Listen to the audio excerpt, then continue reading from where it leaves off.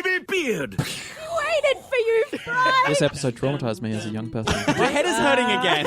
Where's my firstborn son? God does not care about me masturbating. Your singing is bad and you should feel bad. First get out into bus, so you're like, oh no! Yeah, I don't like myself becoming the protagonist of this podcast. You've been in Yeah, because you haven't learned anything. Me say, shut up and take my podcast. No one takes more creative license with it than you on this show, I've realized. It's Well, that's because all those others are chumps. You just But I mean that in a good way. I love those chumps. chumps And are great trumpets. people. And trumpet. Oh, of course. Welcome, everybody, to another edition of Shut Up and Take My Podcast, that Australian Futurama podcast that pits episode against episode in a bloody, ever so bloody, glorious gauntlet battle for your entertainment. And not as always, but much more recently, a lot on this podcast. We are joined by Elliot. G'day, how we doing? And we are joined, not as much, but semi-frequently by Mr. Stephen. How are you? I'm doing great. How are you? I'm great, but Elliot, you know this podcast better than me. You didn't have a line ready to go? Ooh. Oh, right. Now I'm the one who's criticizing the sausage. I'm thankful no one's here to throw it back to me because I don't have a line ready. And we're joined by Short. Fry and Leela mentioned that they're dating again. I'm happy. We were going out. It's kind of a point of contention for me that I'm just never clear whether Stephen, you and the writers were solid on whether Fry and Leela were in a relationship or not. It's whenever I get an episode where they actively say that they are or not, as long as they address it, I'm overjoyed. Yeah, I mean, it was kind of a mystery to me too at that point. But I think actually, in that part of the season, they had already kind of made the steps, that they were together. It was sort of an on again, off again thing, and most of the time it was just, I think Fry was more, in the relationship than Leela was. I think it really helps, give the two eras of Futurama a real distinct flavor. For the first 4 seasons, it was very much a will they, are they going to? But now it's more like are they actually? Should they be? And isn't that the brilliance? That's the brilliance of it, because the old filmmaking rule is that boy meets girl and the movie's over. Yeah. But they did actually hook up, and then but it's still a question of they kind of did what? I think they did, right? It's like, okay, I guess we better address it now. Fine. Yeah. Yeah. Well, I mean, you get the vibe that they definitely text each other on lonely nights, at least. Yeah. I'm just trying to think now. Back in when was texting a thing? And I ask that because, I'm reminding myself that Futurama first came out 2 decades ago, and I'm trying to remember what technology was like in 1999. Well, it was dial-up, which Yeah. I guess not. Which you're all too familiar with, right? And I guess that's even predates MSN Messenger for those of you that are old enough to remember. Ooh, that's a deep cut, right? And ICQ. Oh wow. Here's one. Do you remember Ask Jeeves? Yes. Right? No, I don't. I'll have to Google that. Oh, you can't anymore. It was a search engine called Ask Jeeves, and Jeeves was this butler mascot person who you asked questions to, and he responded to. By doing the search, but it's now ask.com. It's much more corporate. Oh. It was a better time. Well, I guess the whole indentured servitude thing didn't go over too well for a mascot. It never really does it? never really caught on. Well, there was also the other one. Remember, the other one was Web Crawler. Web Crawler. Oh yeah. And obviously their mascot was a spider. We could just turn this into a 90s podcast if we like. Where we review search engines. Yeah, that's going to be a laugh a minute. Ironically, no one can find us. But what we actually are is we are a Futurama podcast, believe it or not, and we are up to season 7, episode 8, which is Fun on a Bun. And I mean, no real points for what the meaning of this is, but it's the catchphrase. Correct, people. Although, Shut up, Sean. I know it. I actually do have a question for Stephen, because weirdly enough, I was trying to figure out, first of all, okay, answer me this. What does it mean? Like, fun on a but because it I was struggling to actually figure out what the saying means, because Bender first brings it up in the 3rd episode of the entire series and never brings it up again for the entirety of the first run, and then you guys brought it back for the movies and beyond. So I was kind of interested to know whether you actually had any insight onto the catchphrase or how that really started making a comeback in the 2nd series. Oh my gosh, yeah, I have no clue. Great.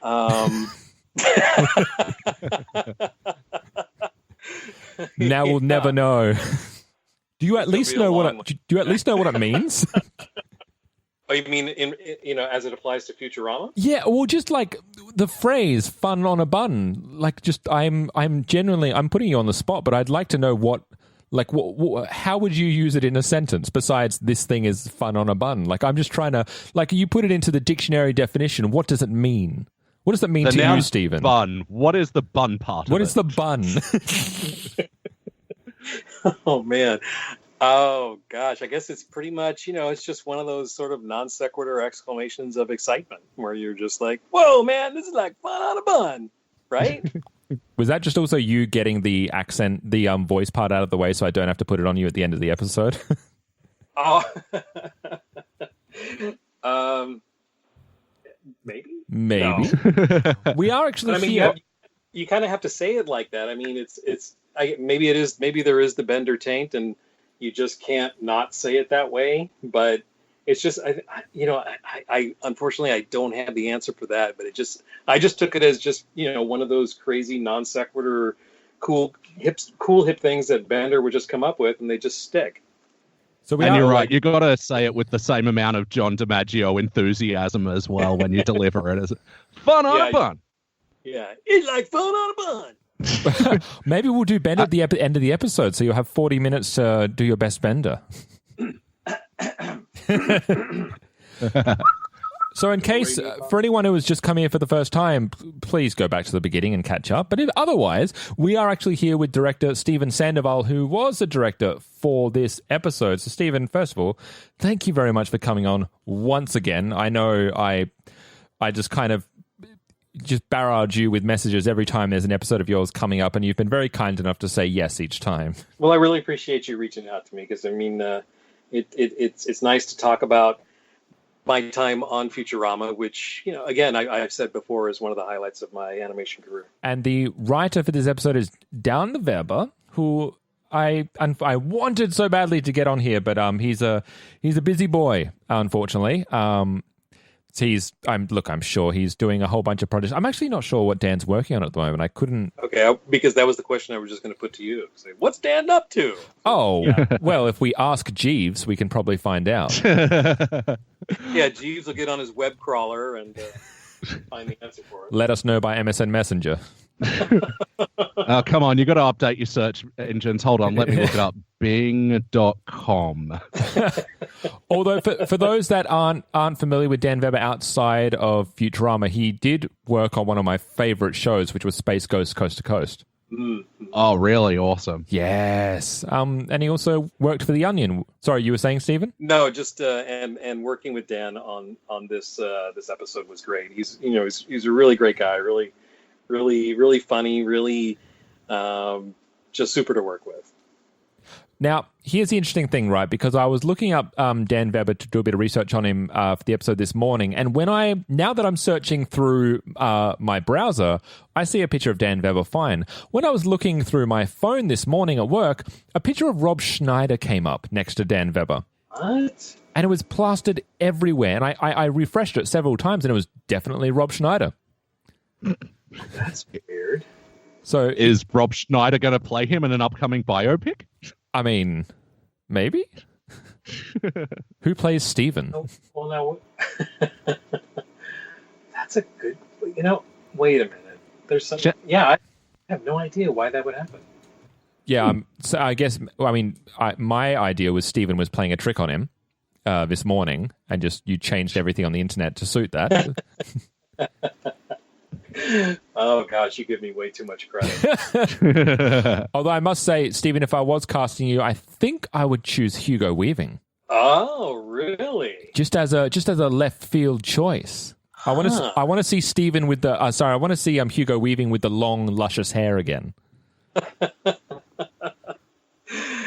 Oh, wow. Now, which Hugo Weaving? Would it be Elrond, or would it be Johann Schmidt, or would it be Matrix? I was thinking Priscilla, Queen of the Desert, if that was all right with you. All right, yeah. I was hoping you'd say that one. That's why I left it out. So for this episode, the air date was August 1st, 2012. And in lieu of Phil being here, I can give you a very quick rundown which is another thing that I didn't prepare for. But basically, Fry and Leela and the rest of the Planet Express crew head to Oktoberfest, which is a festival that, despite having extensive German background, I have never been partook in or otherwise learnt about. So I have. Really? How was that? Oh my God. It's the most insane time. Have you been, Stephen, at all? Or? No, I haven't, but actually I have a friend right now who I don't know if he's there precisely for Oktoberfest, but he is currently in Germany by way of St. Petersburg and Moscow. And he just posted some photos of he and a friend with giant steins of beer. Oh. But this same friend he and his wife had gone a few years ago, and she was telling us it didn't end well. And when I say it didn't end well, that's like an hourly summation of every hour that they were there. Oh my goodness. Every hour didn't end well. Yeah. There is a lot of imbibing. But yeah, it's just crazy. Yeah, they serve you beer by the liter. Like, I don't know what that is in American measurements, but it's a lot. It's probably more than a person should be drinking a beer at a time, but it's this, glorious, clean, crisp German beer with no preservatives. So you can just totally neck it. And they're, just serving you pretzels and sauerkraut and sausages and chickens by the whole. And my God, the pork knuckle. I cannot shut up about pork knuckles. Oh. So, Stephen, just to give you an idea, 4 liters is a gallon. Oh my God. Okay. So a quarter gallon per bit. Wow. What? So it's like, I guess for us that's a quart, right? I think so. A quart is a quarter of a gallon. Yeah. So a quart is a liter. Yeah. Okay. I don't know if they, because here we have like the skinny cartons that like milk and things come in. So it's like a quart, and I can't imagine drinking that much beer each time. But see, I have to say I'm not a beer person. Sorry. Really? Yeah, it takes up too much real estate. Oh, they also had schnapps. Okay, well, that'll work. You're a schnapps man. I figure, this might be I'm going to try something different. Instead of running down the plot at the very beginning, as we get to points of the plot, is kind of a la One Good Thing for you, Elliot. So we'll get to points in the plot as we get to them, because at the moment I think Oktoberfest is a great place to start. There you go. Yeah, sorry. This just truly excited me because I went over to Germany for Oktoberfest 4 years ago for my brother's Bucks party, and it was just such an amazing time. It's basically a carnival. Like, there's rides and roller coasters and just like 15 of these massive beer tents that can hold like over 1,000 people in each of them. And, people are just getting drunk and dancing on tables, and it's just such a joyous, fun time. And there's not a lot of troublemakers as, I don't know, you'd think there'd be. I don't know. Everyone's just having a really good time with it all. And so this was an absolute joy for me to watch because, I got to revisit that. And you guys clearly did a lot of work with getting, a lot of the building designs and clothing designs. Yeah, I really enjoyed that. Well, I was going to say, Right. Stephen, for you, like, as you said, since you haven't been to Oktoberfest or any of those festivities, what was that like for you trying to design it, really, and coming from a place that obviously everyone knows about but you've never experienced? Was that still an easy task? Was that still a lot of fun for you in being able to creatively explore that? Yeah, actually, it was pretty straightforward. There was a lot of reference online that we would research the interiors of those massive beer halls that you were talking about, and so we just followed that to get the basic layout, and then of course I was aided by my incredible Amy, my incredible costumer, once again. So she came up with the Oktoberfest costumes for everyone, and again, they're friggin' amazing. So yeah, so then she was able to, again, retain the classicness, the classic elements of these costumes, and kind of give them a little futuristic spin. So, and also like a little bit of character spin as well, like the dirndls for both Leela and Amy. Oh, we're in fashion corner. Exactly. Yes. Like, yeah, Amy's got the short skirt going, whereas Leela's got the long, but it's got the legs slit. Very classic Leela. And let's be honest, Leela looked pretty smoking hot in this episode. Dirndls are a very flattering outfit. And it's just a great thing to say as well. Yeah.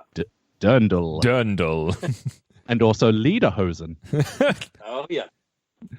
I was actually a bit bummed that Fry didn't have his own Lederhosen, because I thought that you guys also really designed the Hermes Professor and Zoidberg Lederhosen really specific to them as well. Now wait a minute. Didn't Fry end up in Lederhosen at the end? Oh, at the very end. Oh, maybe. you're right. Yes, yeah, he did. Course. Yeah. So we got there in the end. Yeah. My mistake. I got to say, that's why you got to stick around to the end, man. I got to say, Farnsworth's getup is my favorite. The tiny little hat, the red bow tie. It's just it's adorably Farnsworth. Oh yeah. Oh, I love Zoidberg's with those little shoulder pads with the little embellishments on the. Yeah. Yeah, he was very proper German. What would you call him? Like Grokpapa or whatever, however you pronounce grandfather. So while Papa Zoidberg. While Planet Express head to Oktoberfest, and Fry steadily gets drunker and drunker at the behest of everyone else in the room and Oktoberfest in general, we have our side plot of Bender actually finally seeing something, saying "fun on a bun," which we spent way too much time discussing before. I apologize about that. And there's a side plot of Bender trying to find the best way to make a sausage. And I have questions about whose idea it was. Well, we know whose idea it was. It was Dan Weber. But to really Fargo this up for the rest of the episode was just seeing Fry going through the grinder, and it was... amazing animation here. That was so much fun. That was so much fun to put Fry, getting dragged into those pulverizing blades. And of course, it's always funny when we have one of our characters running around naked or whatever. So to rip all of his clothes off was just so much fun. What's weird about it for me, listening to that, like watching the episode, is when I saw Fry go through the grinder, or I presumed he had, the way you guys have been going in the second run, I was sitting there thinking, I know he's going to come back, but he totally went through that grinder, didn't he? Like, the second series has sometimes gotten so batshit insane. It's like, of course he's gone through the grinder. And they'll find a way to just put him back together somehow. Like, last episode was literally Hermes being reconfigured one body part at a time. So it didn't seem out of the realm of possibility. Yeah.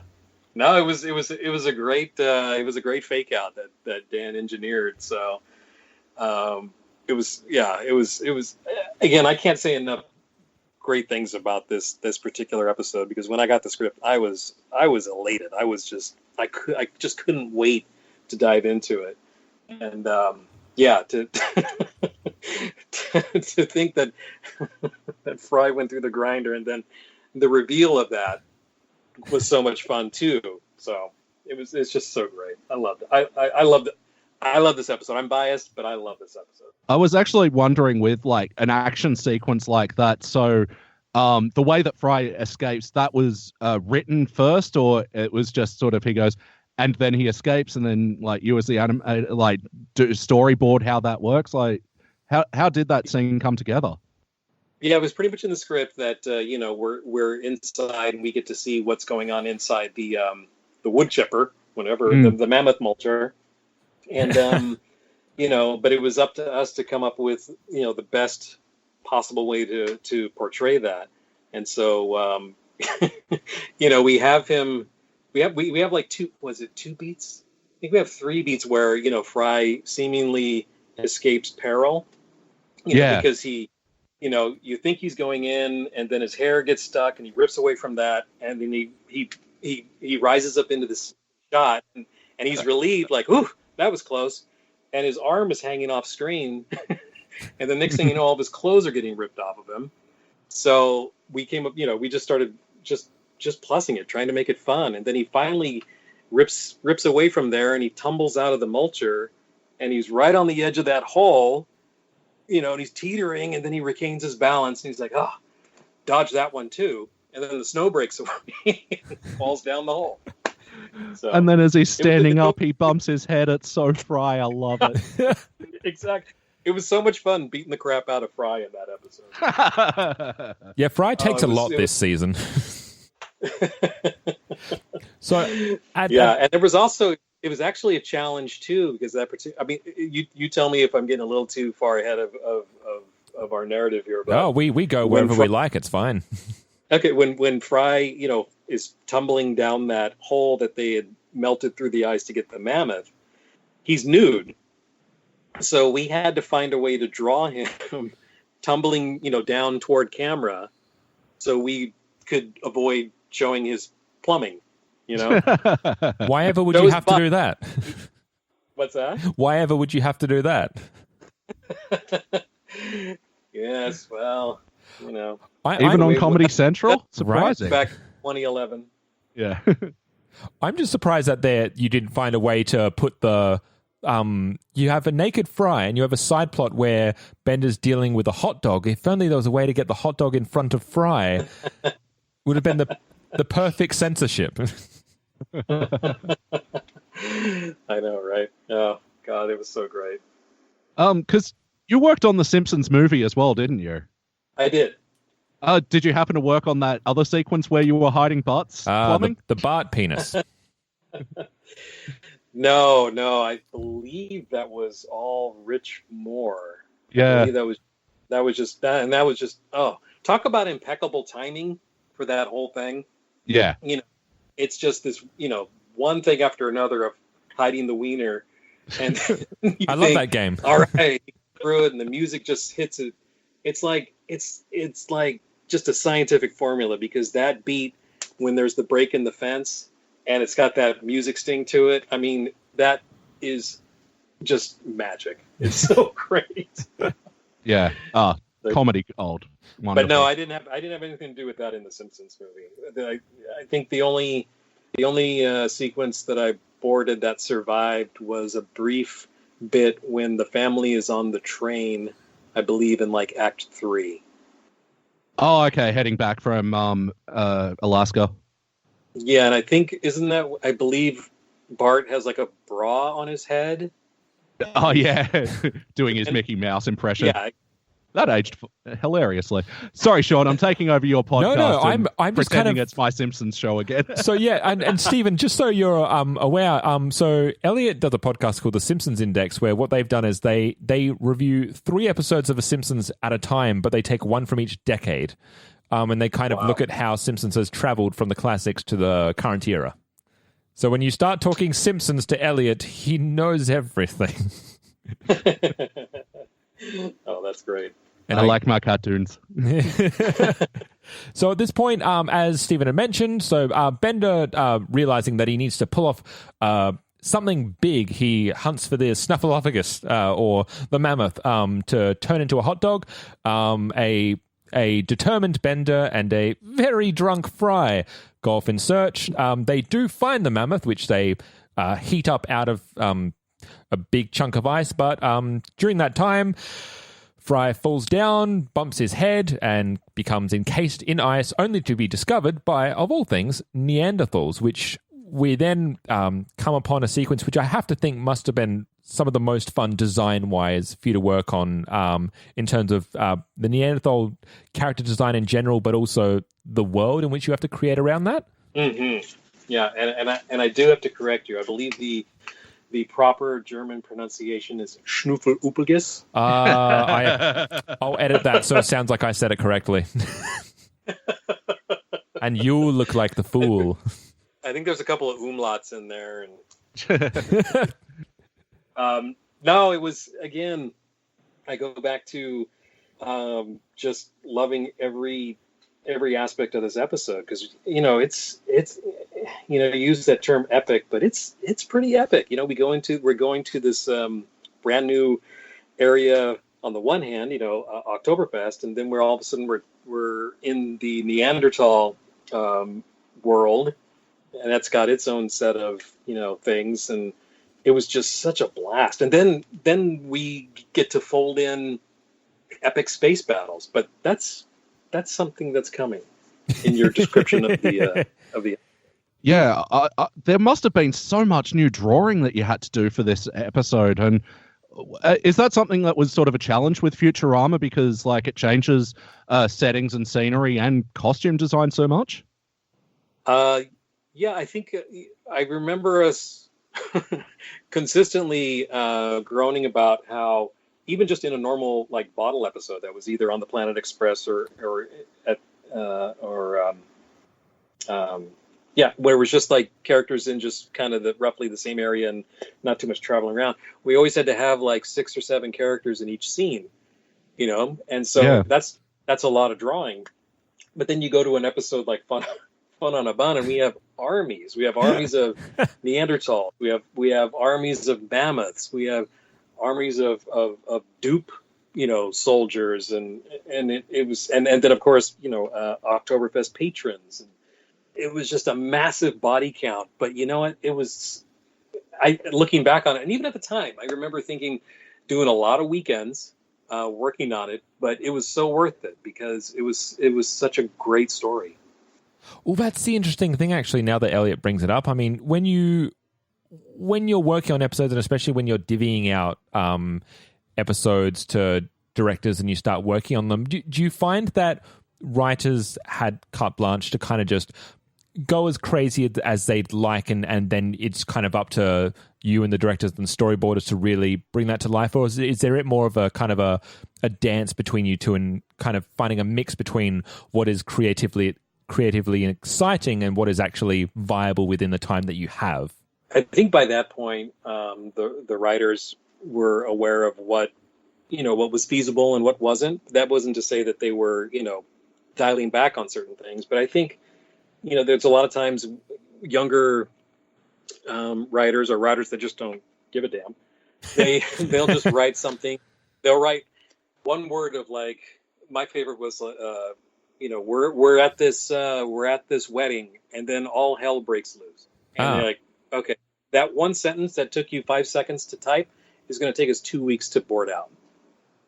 So, but this one, I remember we kind of saved up for all of the craziness in Act 3, and again, it was me and my team, we wanted to do it justice, and because it was so much fun. And we knew it was a lot of work, and we put in all the hours for it, and I think it paid off. So, are you guys responsible for? Because am I right that the 3D aspects of the show wouldn't be handled by your team, but goes off to? Is it Rough Draft that was in Korea, or does it go elsewhere if you're doing 3D elements, or is that all done in house as well? Yeah, what's so great about Rough Draft here in Los Angeles is that they have their own in-house 3D department, and so. The 3D team at the time, I think it was Eric and Shimby, and was there Leo and Don? Anyway, these guys are awesome. They just love to get in there and really the CG elements. And yeah, it was always great to kind of talk with them and say, what can we pull off? Is this going to be too much? And like 99.9% of the time, we're like, nope, we can do it. And they're like, great, because we're gonna do some giant spaceships bouncing around, and they were always they just couldn't wait to get into it. Oh, that's great. So it's just a matter of, hey, heads up, we're sending a lot of work your way. You cool with that? Yeah, it was just like Attack of the Killer App. At the I guess it was at the end when we had those massive crowds of people that were zombified by the iPhones. And I remember my supervising director, Peter Avanzino, and I believe we were sitting down with Scott Banzo and Eric Whited, and they were figuring out, we said, well, we need to have like massive amount of crowds zombie walking to the Apple store. Excuse me, the mom store. Yes. No, we weren't. There's no illusion. Any allusion to Apple is completely no. Oh, Sean will fix that in post.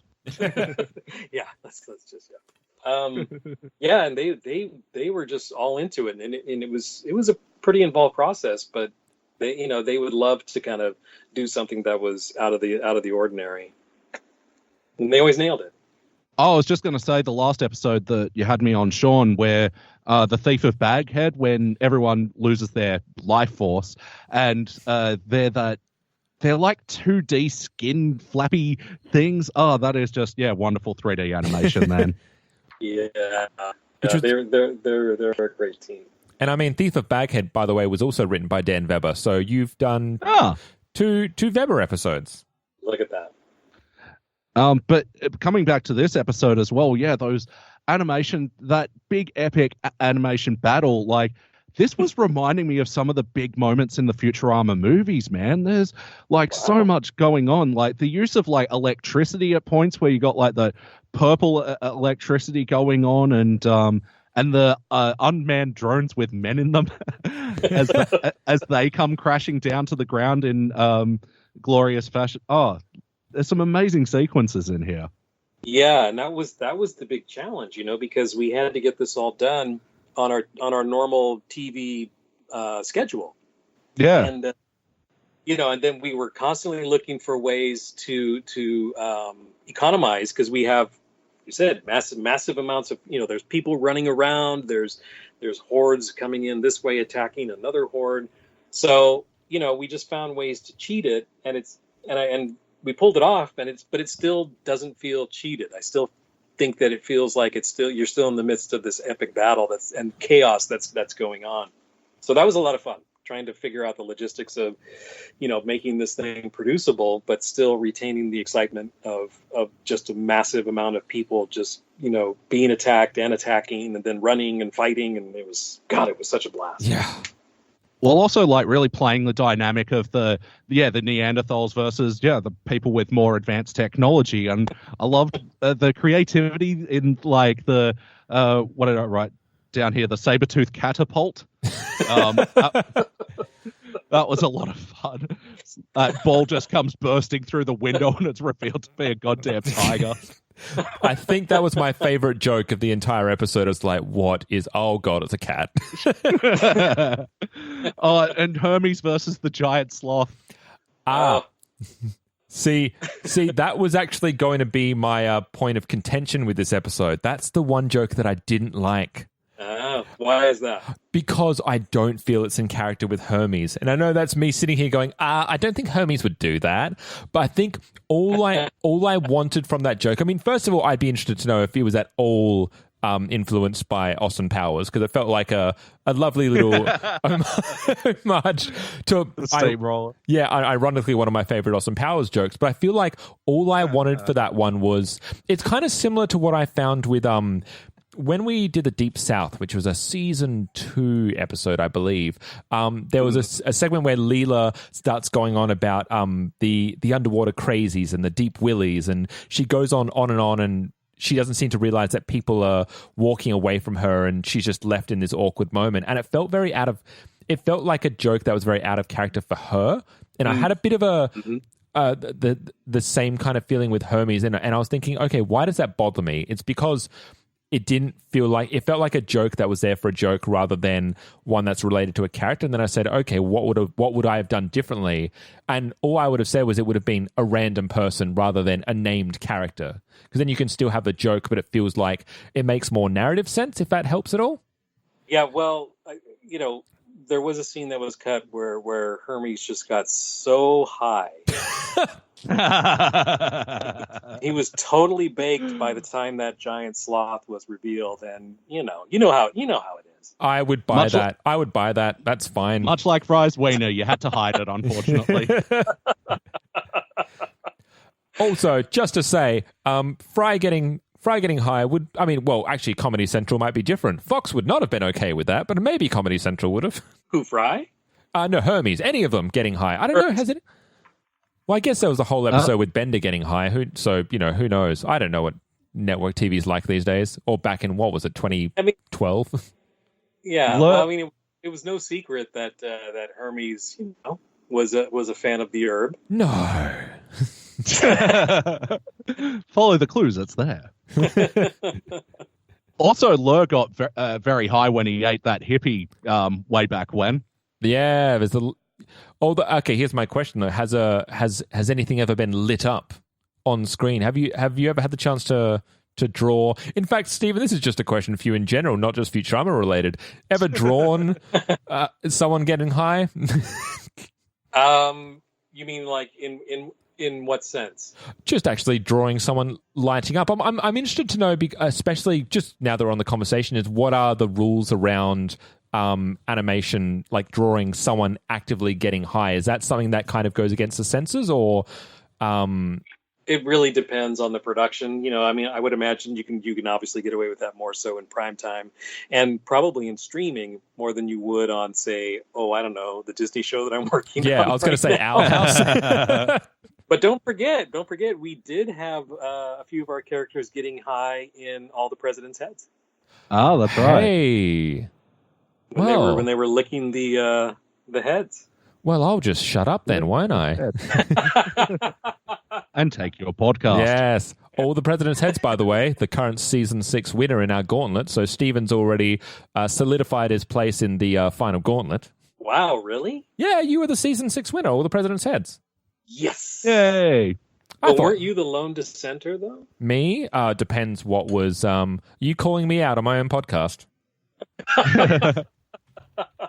Well, we'll just let it go, because I think you were high at the time, right? Yeah, right. I'm high right now, so... I was actually on that final episode, and yeah, I voted for All the President's Heads. It was reincarnation. You know what? Yes, I think I voted against you, Stephen. Sorry, buddy. Well, I forgive you. It actually all comes to a head this episode, and we get what is a glorious battle with Fry and Leela. And it's probably some of the most fun I've had with animation in Futurama and the second run in general. Everything from and even the sound design. Like, come on, there's a Wilhelm scream in this episode. Which is, I think, the first time I've heard the Wilhelm scream in animation. That was the first time you'd heard it? In animation, I think. Really? I don't know if Simpsons have used it before. Oh, dozens of times. They have? Well, you would know, Elliot. Yeah. I should have kept up a counter because, it's got to be at least a dozen times, I'd say. Yeah. A dozen times that I've not heard. Again, I got to tell you, I loathe hearing the Wilhelm scream. The only way that I would ever use it in any episode is if it was like happening throughout the entire episode. Yeah. That everybody who spoke just spoke in Wilhelm scream. And then everyone would be, with me, and it's like, I don't ever want to hear that friggin' sound ever again. It sounds like a great pitch for a new show tonight on Fox, The Wilhelms. Exactly. And they just, Who's actually responsible for sound design on Futurama? Is there a department set for that, or is that kind of through... who deals with sound, besides Christopher Ting for the music side, obviously? Yeah. I think by the time we had delivered it to Fox, that's when they take over and they do all the post sound. I'm trying to remember. I don't remember ever really being in on any kind of sound mixes, so I think that happened after, we had delivered the episode to them for them to do like their final edit and their final mix. Oh, right. Because, right. that was one of my other big notes about this episode. Like, not only the swelling music during the battle and then, when Fry and Leela recognize each other, but also when the crew are trying not to remind Leela of Fry. There's a couple of, like, really precise music stings and, like, the zooms as well that you used in those moments as well were... The dolly zooms, like, yeah. Yeah, I would have thought that you guys, like, totally coordinated on that. No, and again, I think it goes right back to, I think everyone involved knew that we had a special episode, and they really were into it. And there was a lot of fun moments. Everybody, it was just a great episode. I think a lot of people just wanted to plus it and make it great. And and in one of those moments when they're trying not to remind Leela of Fry, how they do the elaborate jumping into the escape pod that only launches it to the other side of the room. That was, I believe that was boarded by Chris Harmon, and I think he had pitched it as, I'm trying to remember, but the whole point of doing it all in one continuous shot, that whole bit, I want to say he boarded it that way. But that one was such a logistical challenge because we had to pose it out in the boards almost precisely because it's such precise movement and timing. So we had to like really almost, I think we pretty much did rough layout for that because we had to make sure that the backwards walking, the feet were hitting in the right spots.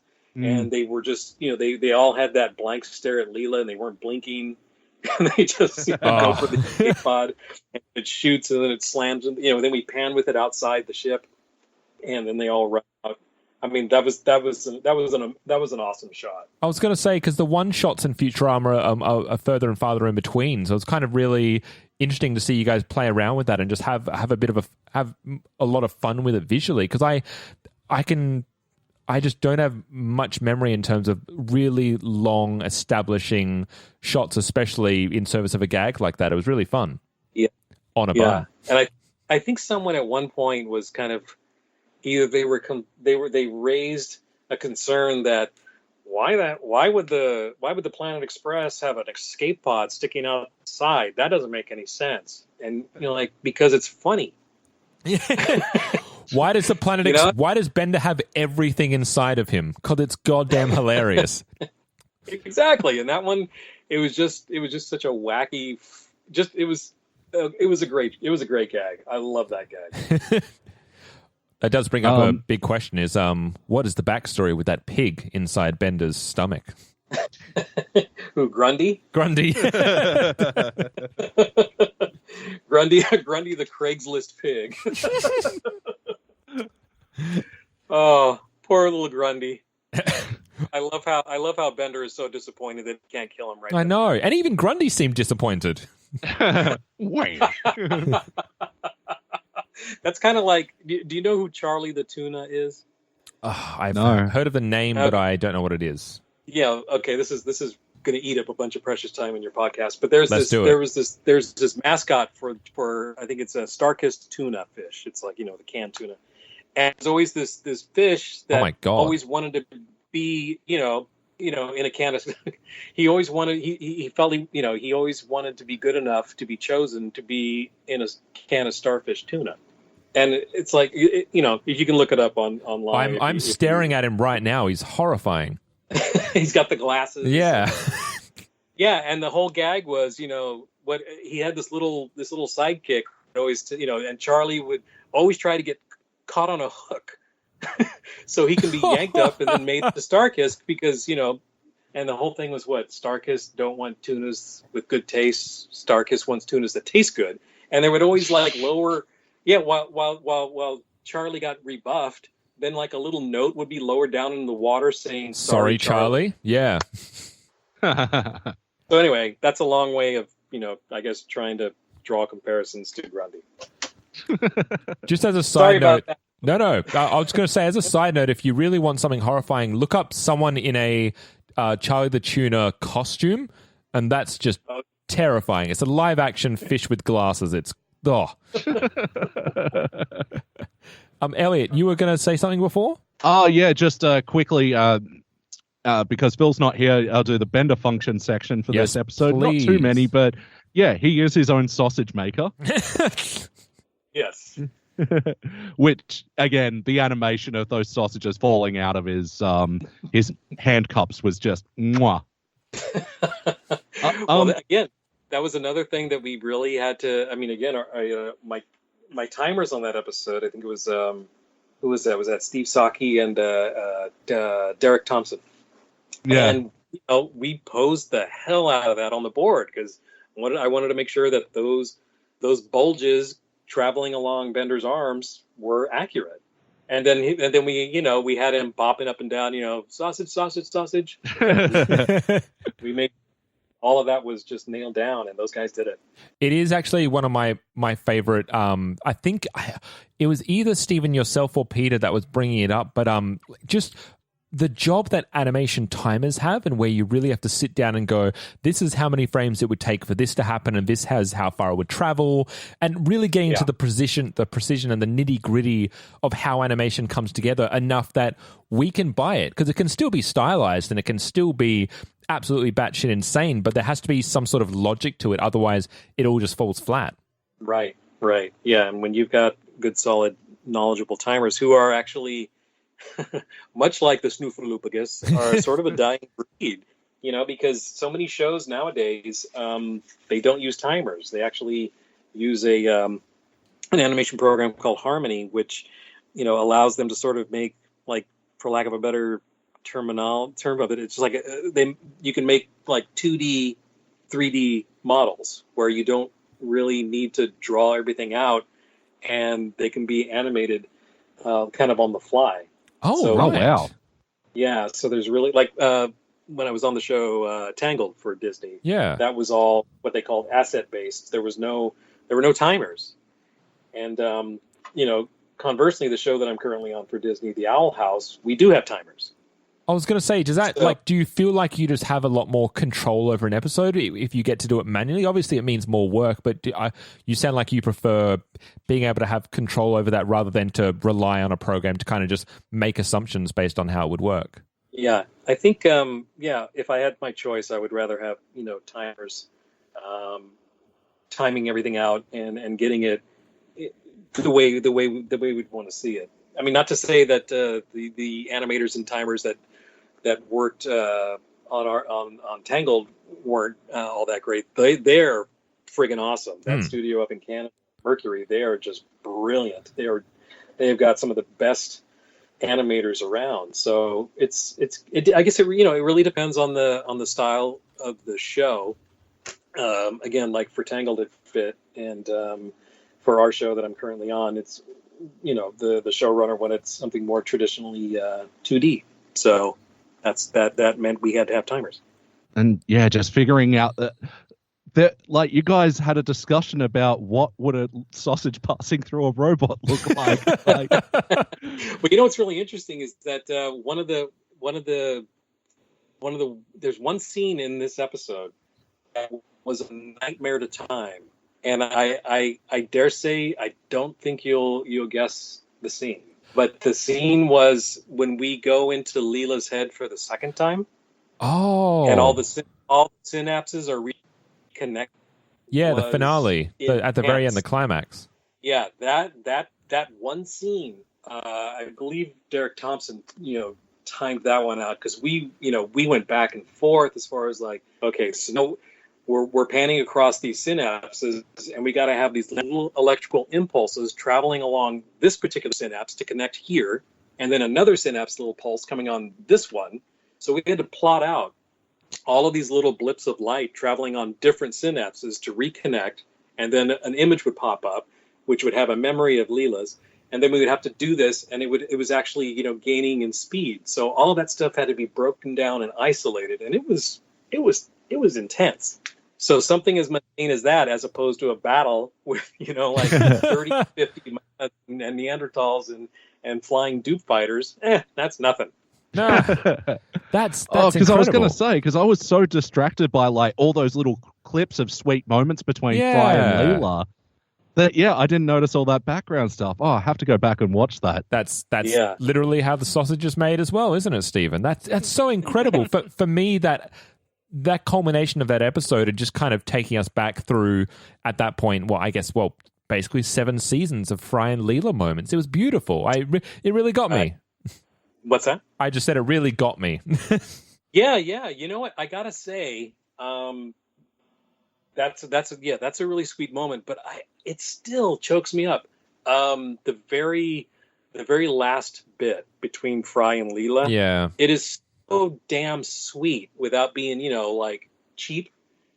The whole thing, or I'm getting choked up thinking about it. It's so beautiful. It's so beautiful. When they're sitting there and she's finally realizing, you know what, Fry? Wait, am I getting ahead of your synopsis? No. We have talked about sausages for the last 10 minutes. I think we're doing fine. But sausage is great. Sausage. But they're sitting there and everybody's actually enjoying Oktoberfest the way Fry was remembering it, and they're having a blast, and it's great. And he's having this nice moment with Leela. And she's saying, yeah, you know what? Actually, this is fun. And then they start playing the chicken dance song. She jumps up on the table, puts on her chicken hat, and she's like, care to join me? And she's got her hand out. And she looks so sweet. And then Fry just says, no, Leela, for just this one time, I'm going to let you embarrass me. Aww. No, and she gives him that. And then we cut to her. She has a reaction, and she looks so sweet. And then she starts doing the chicken dance as we pull out. Oh, I don't know. It gets me every time. I just love that. It's just the simple moments. It's the simple Fry and Leela moments. Like it doesn't get much simpler than the end of the 4th season, the original run, where it's literally just Leela saying, "Please don't stop playing." And that's all you need, and that's how they ended the series. It doesn't need to get much more convoluted or complicated than that. It's just very simply the nice, sweet moments, and it's what Fry hides a lot and wishes he could be more of, and it's what Leela is at her core as well. And it's just like really, it's just something that's so relatable and so genuine. Yeah, exactly. It was so well earned. It didn't feel like, oh, hey, we got to have a moment between these two guys, these two crazy kids. It's like, no, they just gone through hell, and they had both forgotten one another, and then they both rediscovered each other and realized, you know what, this is good. This is good, and they could be genuine with each other. That's what's so great about that. I'm a romantic. What can I say? Aww. and I love sausage, so there's that. I actually think I'm going to have sausage for lunch after this episode. I've made a executive decision. Yeah, I'm definitely looking at my local Bavarian beer cafe right now. Just remember to sing the Bender sausage song. How does it go again? That's right. Sausage is great. Sausage. So what I think, if we do have any final thoughts about the episodes, we can kind of wrap that into the vote. We are looking at this episode here, which is of course Fun on a Bun, which will be going up against, is being pitted against the current season 7 winner, which is, how have I forgotten already? Oh, it is the $6 Million Mon. And that is obviously the episode where Mr. Hermes Conrad basically turns himself into a robot before turning himself into a human again, or more to the point, Zoidberg does, because Zoidberg is great. That episode's too sad. Well, Stephen, let's start with you, Stephen. I know there's a lot of kind of anticipation here, but which episode will you be voting for? Banana bun, baby. Banana bun. All right. I mean, Luke, can you encapsulate for me why you have such fondness for this episode in particular? I think it just kind of boils down to that it's just got a great, I think it fulfills all the necessary elements for classic storytelling, because you got the two romantic leads, and then something happens and they split apart, and there's some horrific moments in it, like, Leela thinking that she consumed her lover, and then that's made fun of, which is awesome. And then they sort of rediscover one another, and it's that in and of itself is a great little journey for them to have. And then you couple it with all of the over the top action and fun stuff. It's just got all the ingredients for just a great, fun, big adventure with a lot of heart. So that's one on the tally board for Fun on a Bun. I'm going to go next. And so for myself, Fun on a Bun for me definitely has more in the action department and has more in the emotional department, which is I guess you could say it's two of the three pronged. It does have that sci-fi hook. I mean, I guess it's less of a sci-fi hook, but it does have a great narrative thrust, and we are getting to explore visually a very different side of Futurama when we're heading into the Neanderthal world, and you're getting to see a lot of fun with Dupe and a big sci-fi battle, and obviously anything that has Fry and Leela I'm pretty partial to. I love that relationship, and I always, especially in the second run where we get to explore what they are like with each other now that they have kind of established some measure of a relationship. It's really fun and rewarding and grips me in a way that the other relationships in Futurama don't as much.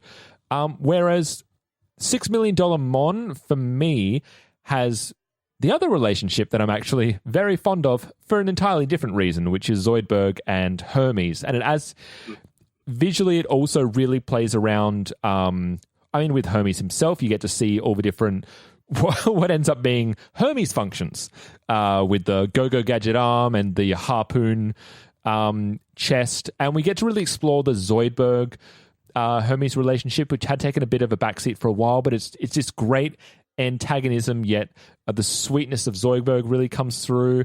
And I had more fun with that episode in terms of the kind of laugh-a-minute jokes. It's a completely different episode, but I think for myself, I'm sorry, Stephen, I have to put one on the board for the $6 Million Mon, which very sneakily allows me to make Elliot the deciding vote. Elliot's not here, man. Damn it. Oh, goodness. Because, I'm weighing up the options because... I've seen both these episodes, at least 10 times each. I really love this run of Futurama a lot. And these two episodes have a lot of qualities that I love in Futurama. And the $6 Million Mon as well, I think is telling a smaller story. But it feels like a more complete arc. Whereas this one, it's telling a much bigger story. But I made the comparison to the movies before because I honestly thought this story could have easily been expanded into one of the 80, 90-minute movies. There is so much meat on this story, sausage. What's my metaphor here? But honestly, the story does leave me wanting. This whole idea of Fry getting dinged on the head and forgetting Leela versus Leela going the eternal sunshine of the spotless mind route to snip her memories of Fry. I think that's so interesting, and then the way they come together at the end, and they recognize each other just based on color. Orange, purple. So, I think while I was really on the fence, those sort of moments may have sold it for me. Objectively, I think $6 Million Mon has got a lot of great moments, and it's so hilariously funny, and I love a lot of the turns in it, but. This one is just, I think you said it before, Stephen, it's epic. This is a really epic tale, and I think its only fault is that it's, not 60 minutes longer. Well, you guys obviously don't know what the hell you're talking about. Yeah. Anyway, I thought I don't think I made myself clear. Yeah, I'm voting for Fun on the Bun, by the way. Yeah. So Stephen, if you want us to change the outcome, we're happy to do that. We can say it was $6 Mon if you like. We'll have the listeners decide which version they want to hear. No, sorry, I realized I did my whole rambling thing, but didn't actually solidify my vote. But it was for Fun on the Bun. Wait, what? Yeah, what? That's what we're saying. Yeah. Oh. Yeah, sorry, I didn't make myself clear. Stephen, you win. Oh, then you absolutely do know what the hell you're talking about. Thank you. Wow. Well, thank you. Well, That's awesome. And I mean, like, Stephen, all you really have to do is beat another, 19 episodes, and you've got another episode that makes it into the gauntlet. What? Really? Yeah. Well, this is episode 7. So to become the season 7 winner, Fun on a Bun just needs to defeat 19 and more episodes, and then it becomes the season 7 winner as well. Yeah. Well, you got a Peter Avanzino coming up sometime, and that just kills everybody. That guy. That one. That guy. That was how horrible it was for to agree to come on our podcast as one of the first people on. He's just so selfish, that Peter Avanzino. Exactly. Oh, I'm just checking out what episodes you've got coming up. Yeah, 40% Lead Belly and Calculon 2.0. Oh my god, those are some good ones. So, by the way, just as a little note, the next episode we will be having next week is, in fact, Free Will Hunting, which is a David X. Cohen written episode, and of course directed by a lovely man and I'd like to say a friend of the podcast, Raimi Muskies, as well. So that's what we have to look forward to next week. But what I will do in the meantime is, first of all, to Stephen, I know we talked a little bit about it before, but is there anything you would like to potentially spruik? Maybe it might be a little show that's coming up that may have dropped a teaser trailer recently, I do believe. Yes, I believe you're referring to The Owl House. Mm-hmm. It's coming very, very soon to televisions and Disney Plus's. No. I'm sorry, not Disney Plus. It's the other one. It's the Disney Go, the app. Disney Go. Yeah, that makes sense. So this won't be airing on Disney Plus, at least as far as you know. I think eventually everything is going to be on Disney Plus at some point, but initially our show is going to be on Disney Channel and Disney Go, and we've got let's see, what did we just started timing on the big season 1 finale. Ooh. And we just got back, I believe, episode 11 color animation from overseas, looking great. So yeah, we are moving along quickly. And just if anyone wants to know some of the voice acting stars, obviously there's Wendy Malick, who you may remember from Just Shoot Me. Oh, cool. And also Alex Hirsch, as in the creator of Gravity Falls, Alex Hirsch. So there's some exciting people already involved with it. Excuse me. And so, yes, that is The Owl House. Their teaser trailer dropped not too long ago, actually. And also, Mr. Elliot, would you like to potentially spruik a few things that you have going on, Disney related or not? One of them is. But just quickly, there were 2 more notes from the episode I had to ask. Number 1, when Leela burps, was that actually Katie Seagal? Oh gosh, that's a good question. My first reaction would be no, but it could have been. I'll have to ask it. Answer for you. I'm sorry about that. Well, the other one is actually more of an animation question, which was Bender's coloring in of clowns. Like, where did that come from? That was amazing. Like. Oh God, yeah. Who came up with that one? I'm trying to remember. I want to say the board artist came up with just the thought of him coloring clowns. Yeah, that's fantastic. It was perfect. Like, they looked great, like that kid crayon style, and like he was putting them on the wall. Fantastic background jokes. Like, seriously, kudos. Sorry, my plugs. I host 2 podcasts. First of all, being the aforementioned Simpsons Index. Yeah, we watch and review 3 episodes of The Simpsons at a time, but each one comes from a different decade. So we like to look at how the show has changed over the years, and check that out at simpsonsindex.com. And also, I've got a new podcast that my friend BT is hosting called Thrones of Game, where we watch Game of Thrones backwards. We're almost finished with our second season, which is Game of Thrones 7th, and it's been supremely confusing for me. Yeah, so for those who don't know, Elliot has never watched a single episode of Game of Thrones, so the fucking madman is watching it in reverse. Oh, that is awesome. Wow. Okay. So then, wow, that's blowing my mind right now, because I was just going to say on the surface, then you can look forward to the series getting better. Yeah. instead of what happened to the rest of us. No, that's it. It's actually been a very interesting exercise to sort of see how, like, a show like that, which is so much about hyping up the next episode, how it kind of reverse engineers. It's actually, been a really good study in writing, I think. Yeah. Yeah, so that's my stuff. How about you, Sean? What have you got to plug? Oh, I don't know if you've heard of it. There's a little podcast called Shut Up and Take My Podcast, which is an Australian Futurama podcast that pits episode against episode. You know the rest. You're listening to it right now.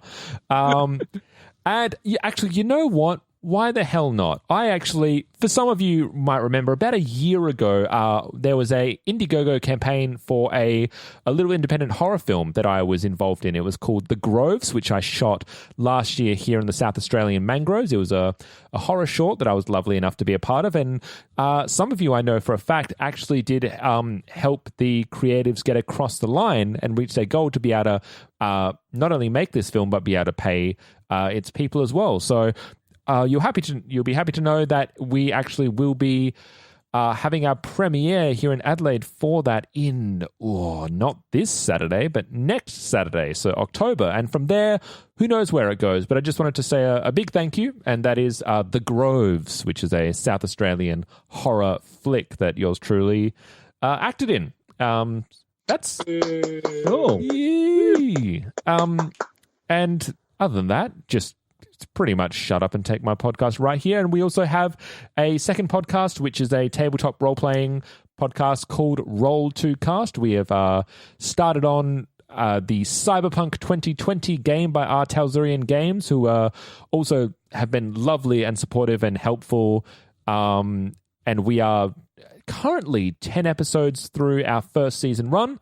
And as we have announced quite recently, next season we'll be looking at Vampire the Masquerade, another game, because we want to share our love and passion for tabletop role-playing games and ones other than Dungeons and Dragons. I believe that's my spruikin' done. So Roll2Cast, ROLE, that would be.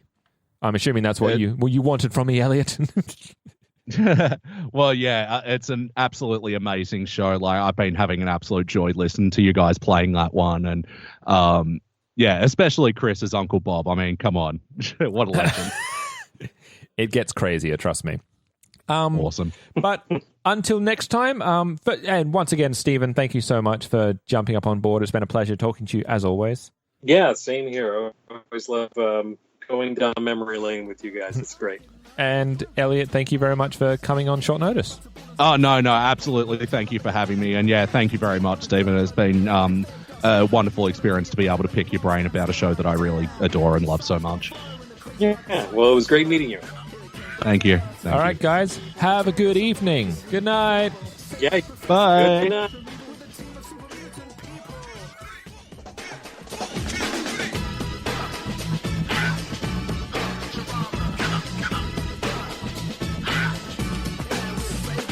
Thanks for tuning in. If you'd like to contact us, you can do so by emailing us at babybeardmedia@gmail.com. Our socials are Facebook, Twitter, and Instagram @babybeardmedia. And if you're looking for a way to support us, the best way you can do it is by jumping onto iTunes or the podcast app and giving us a 5-star rating and a nice review. It goes a long way to helping us. Otherwise, if you'd like to join us next week,